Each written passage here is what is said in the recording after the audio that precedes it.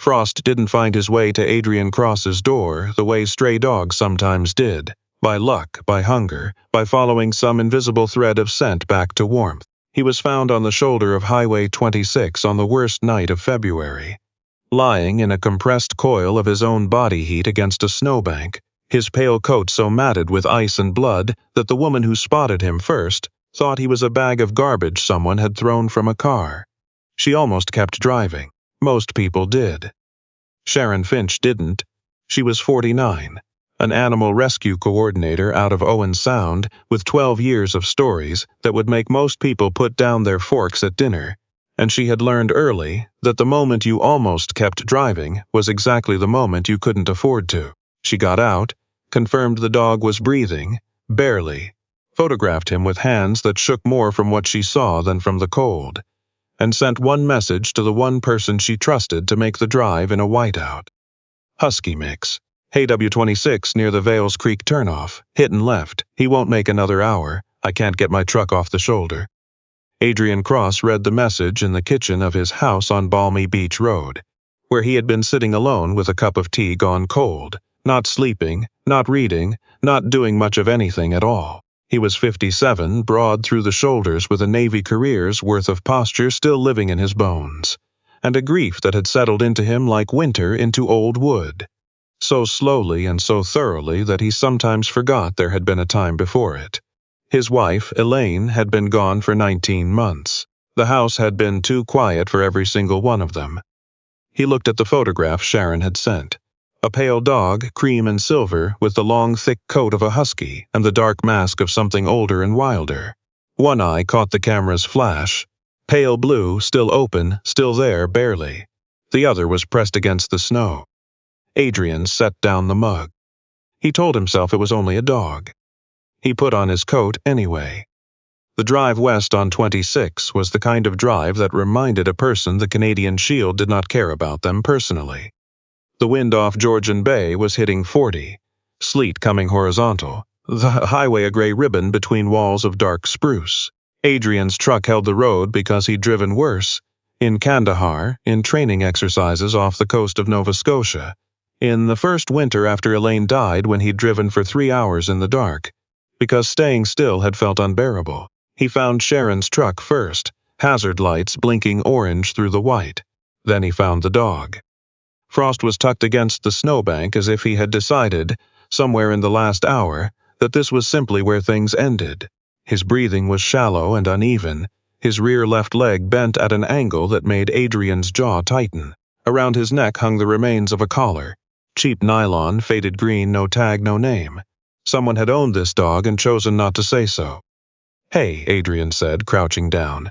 His voice came out low and careful, the voice he'd once used to talk men through fear in the dark. "You're still with us. Good." The dog's pale blue eye found him, did not look away. Adrian stripped off his outer layer and wrapped the dog inside it, then lifted him against his chest and walked back to the truck.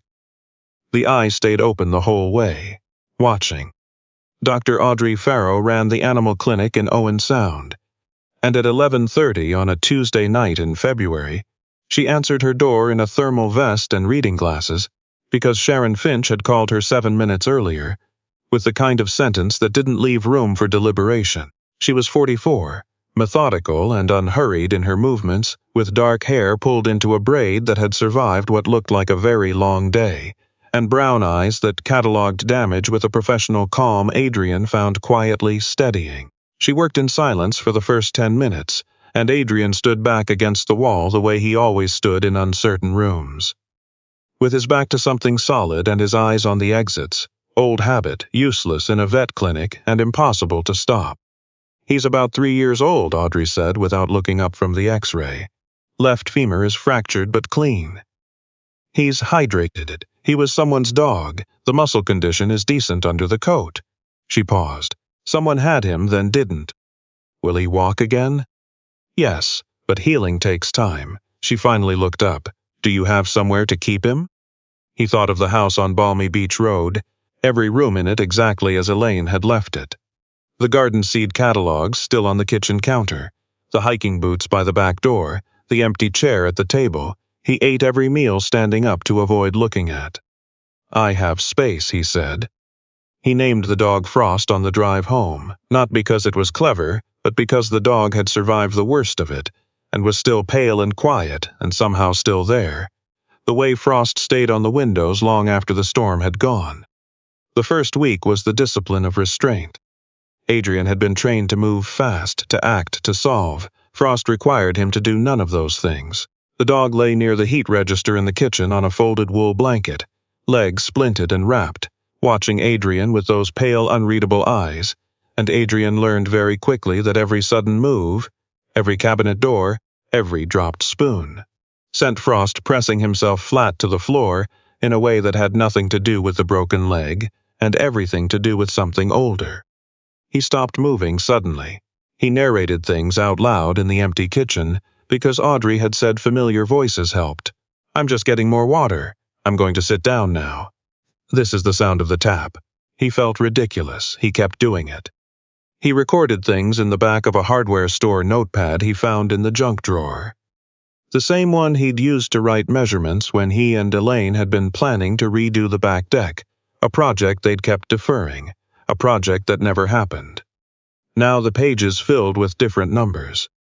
Day 2 ate half the bowl, flinched at truck on the road, settled after day 4, let me sit 3 feet away while he slept. Day 5. Lifted his head when I spoke before I was in the room. Day 6 did not press flat when the furnace clicked on. They were small things. They were the only things. The first knock came on a Thursday near noon, when the light off the frozen bay was the hard flat white that February carried even into its last week. Adrian opened the door to find his neighbor from 2 doors down, a woman in her mid-70s named Iris Pemberton, standing on the porch in a camel-colored wool coat, with a covered plate in both hands and the expression of someone who had decided to come over 3 separate times before actually doing it.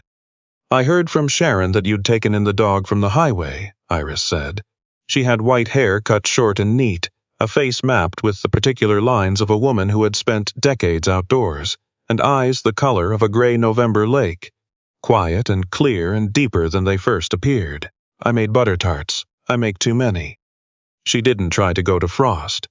She sat at the kitchen table and talked, not at Adrian, not with the performative cheerfulness some neighbors brought to check-ins, but in the easy wandering way of someone who understood that silence didn't always mean sadness, and company didn't always mean conversation. She told him she'd grown up in Wyerton, that she'd had a Husky cross herself in the 80s, that the breed talked. Actually talked, back and forth, held whole arguments with themselves and anyone willing to answer. "They don't bark so much as negotiate," she said. At the word Husky, Frost lifted his head from the blanket. He looked at Iris. He made a sound, low and soft, somewhere between a whine and a word. Iris went absolutely still. "He heard you," Adrian said. "Understood every word," she replied, with an expression of profound respect. She reached into her coat pocket and produced a small dog biscuit, setting it on the floor without moving from her chair. "Your choice. No rush." He took it after 4 minutes. Adrian timed it.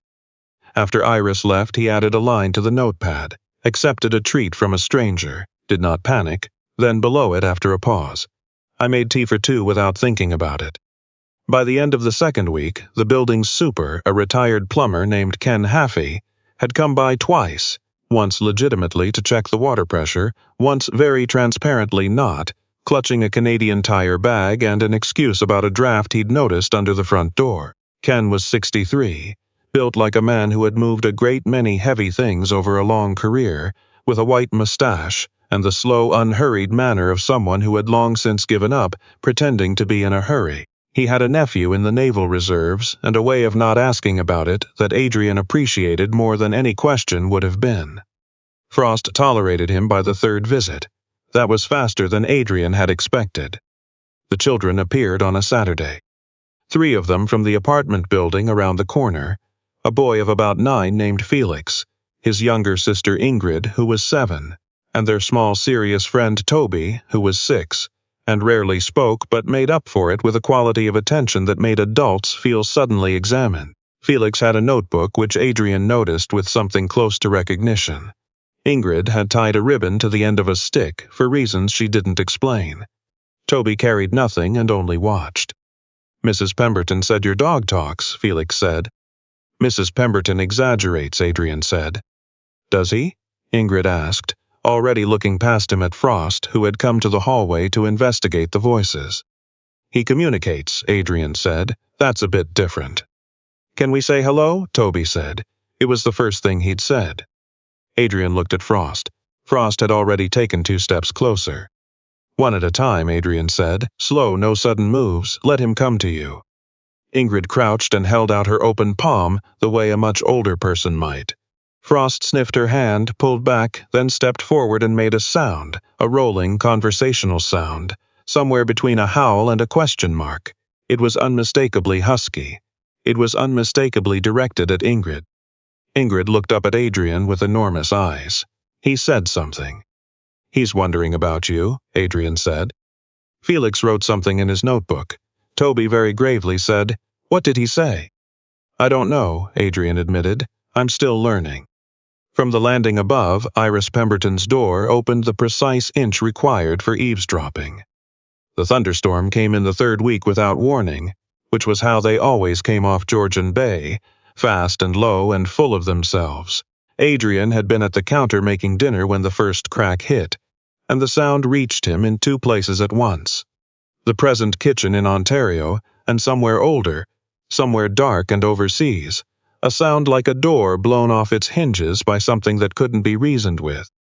His hand stopped moving. Frost, who had been lying near the back door watching the rain build, scrambled to his feet and pressed himself against the cabinet. His splint scraped the floor, his ears went flat, the pale blue eyes went wide and dark, the way eyes went when the world had broken its promises before. The second thunderclap hit. Adrian's glass went over on the counter, not from the thunder, from his own hand, the way it still flinched sometimes, the way it had done since a night in the Gulf of Aden he had stopped naming because naming it gave it more room than it deserved. He stood very still and breathed, in through the nose, hold, slow. Elaine used to put her hand flat on his sternum during the bad ones. She never said anything, just held steady like ballast. The thought arrived without announcement the way grief did, not in the grand moments but in the specific ordinary ones, the hand-shaped spaces. He lowered himself to the kitchen floor, back against the cabinet, and sat. Frost was shaking. Adrian could hear the faint tap of the dog's nails against the linoleum with each tremor. He didn't reach for him. He remembered what Audrey had said 3 weeks ago about choices. An animal that has been hurt needs options more than reassurance. Maybe people did too. "It's just weather," Adrian said. His voice was steadier than he felt. "Loud weather, it passes." The storm drove rain against the windows in waves. The lights flickered once. Frost made a low shaking sound and moved 1 step toward Adrian, then stopped. Adrian kept breathing, slow, visible. He turned his palms up on his knees. Old habit from the dog training he'd done years ago in the Navy, body language that said, "I am not a threat, I am not hunting, I am simply here." Another peal of thunder, longer this time, rolling out over the bay. Frost crossed the distance. He put his head on Adrian's knee with the gravity of a creature making a considered decision. His body was still shaking. Adrian's hand came to rest on the dog's neck very slowly, feeling the tremor running through both of them. And he understood that they were the same, both of them sitting with something too large for the room, both of them still choosing to stay in it. "All right," Adrian said quietly. "All right." They sat like that until the storm moved east. By the time the rain softened to a murmur, their breathing had found the same rhythm, and somewhere in that shared rhythm something shifted. Not healed, not fixed, but redistributed. The weight of it spread differently, across 2 sets of lungs instead of 1. When the lights came fully back on, Frost lifted his head. He looked at Adrian and made a sound, a soft rising vocalization, questioning and clear, the husky equivalent of "well?" Adrian let out a breath that had been waiting months to leave. "Yeah," he said, "we're still here." 2 mornings later, when the roads had dried and the bay had gone back to its usual gray-blue, Adrian drove Frost to Cobble Beach for the first time. The dog could walk with a slight hitch now, the splint off, the leg mending slowly beneath him. He moved carefully, testing his weight. the way a person walks back into a room they'd been afraid of. The beach in late February was empty and pale, the Georgian Bay water dark and restless beneath a low sky. Frost stood at the edge of the pebbles and looked at the water with an expression of absolute concentration, as if the lake had said something and he was deciding whether to believe it. Then he threw his head back. The howl came from somewhere ancient, long and clear and rising, echoing off the water and the low bluff behind them and the empty sky. Not a bark, not a whine. A full, broad declaration of existence directed at no one and everyone, a sound that said, "I am here. I survived. I have something to say about it." Adrian crouched next to him. His throat had tightened in the particular way it did when something hit closer than expected. "There it is," he said. Frost looked at him sideways, bright-eyed, and howled again, shorter this time, almost conversational. "Yes," Adrian said, as if answering a question, because it felt like one. The story spread with the speed that stories always spread in small towns, faster than facts and more durable. By the end of the week, Felix had written a 3-page report. Frost, a case study in dog communication, and Iris had somehow acquired a specific dog treat that Frost would accept only from her personally, which she considered a distinction roughly equivalent to an honorary degree. Ken dropped by with a carved wooden sign, crude but sturdy, letters burned in with a wood iron, "Speak kindly." He handed it to Adrian without ceremony. "Figured the dog had earned some kind of plaque," he said. Adrian hung it by the door. The call on a gray Thursday came from Sharon. A family 2 concessions over had lost their 7-year-old daughter. Not for long. 20 minutes, but 20 minutes in a rural Ontario woodlot in March, with the melt making the terrain unpredictable, was long enough to make every adult in the vicinity forget how to breathe. The girl's name was Lucy, and she had followed the family's beagle into the woodlot behind the house, and the beagle had come back without her. Sharon's text said, "You and Frost now. Please." Adrian was in the truck in 4 minutes. Frost stood in the back seat with his nose to the cracked window, reading the air the way the bay read weather. Steadily, without hurrying, taking in information that Adrian's senses had no access to. His leg had healed well enough. His eyes were forward. He looked, in that moment, like an animal that knew what it was for. The woodlot was 30 acres of mixed bush and old sugar maple. The snow still deep in the hollows, the trails soft and deceptive where the afternoon sun had touched them. Lucy's mother, a woman named Brenna, stood at the tree line with her hands pressed together, and her face white and rigid the way faces go when terror has replaced everything else. "She can't have gone more than 20 minutes ahead," Brenna said. "She was in her yellow jacket. She's afraid of the dark." Adrian unclipped Frost's lead and let him smell the child's toque, which Brenna had thought to bring. Frost took it seriously, long and deliberate, head lowering, something focusing behind his eyes. He moved into the woodlot. Adrian followed without speaking. The snow under the maples was still crusty enough to hold their weight in most places. Frost moved with that careful gait, slightly favoring the left, but his nose never lifted from its work except to cast wider and recalibrate. He moved without hesitation, which Adrian recognized. That kind of certainty didn't come from luck. It came from having something worth following. They found Lucy 12 minutes in, sitting on a fallen log in a small clearing, perfectly calm. She had apparently decided, with the practical logic of a 7-year-old, that this was simply where she would wait, because the dog had sat down next to her and did not seem worried, and so she had decided not to worry either. Frost sat down in front of her and vocalized. A long, meandering Husky sentence that Lucy apparently found completely coherent. "He found me," she announced to Adrian as if he might have doubted it. "He did," Adrian said. The clearing was very quiet. Maple light came down between bare limbs in slow-angled bars, and the snow was still enough that you could hear the creek moving somewhere under the ice nearby. Adrian stood in the middle of it, a man who had been very far from home for a very long time, and felt something he hadn't felt in 19 months of trying, that the coordinates of himself were somewhere close. He exhaled. The cold took the breath and made it visible for a moment, and then it was gone. Back at the tree line, Brenna saw Lucy coming through the snow and ran. The reunion was the kind that happened before language caught up to relief. Just arms, just movement, just the grip of someone who had been afraid they might have to tell a story with a different ending. Frost sat beside Adrian and watched. Then he looked up and made a sound, quiet, almost private, a low rolling exhale with a question in it. "Yeah," Adrian said, "good work." Frost's tail, which had always wagged carefully, once or twice at a time, like a man who had learned not to promise too much, wagged fully then, 3 full sweeps unhesitating. That evening, Adrian took the brown leather collar from the shelf where it had been sitting for 3 weeks. Audrey had sent it home with him the day she'd said Frost was stable, with a note that said when the time is right, and turned it over in his hands. He had added nothing to it. He hadn't needed to. The leather itself felt like a decision.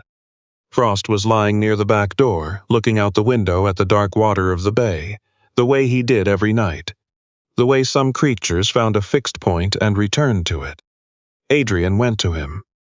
He knelt on the kitchen floor, the same floor where they had sat out the thunderstorm, the same floor where butter tart crumbs had once made Frost investigate a chair for 10 minutes, and held the collar open. Frost turned from the window. He looked at it. He looked at Adrian. He did not move away. Adrian fastened the collar around his neck, carefully, leaving 1 finger's width of space.